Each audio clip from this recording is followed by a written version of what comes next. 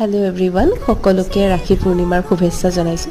এই আমি দুইটা আহি পালো আজি কামাখ্যা ষ্টেচন। আমি দুইটা কতো না যাও, মা দেউতা ভাইটি গৈ আছে ফুৰিবলৈ।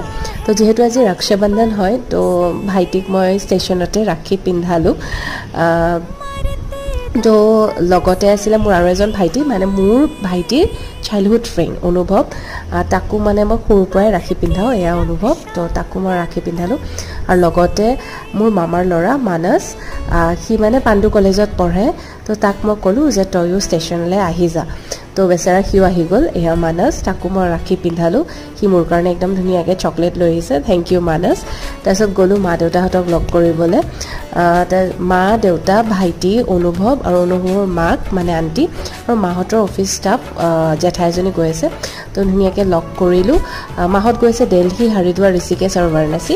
চ' আজিলৈ ভিডিঅ'টোত ইমানে, বাই।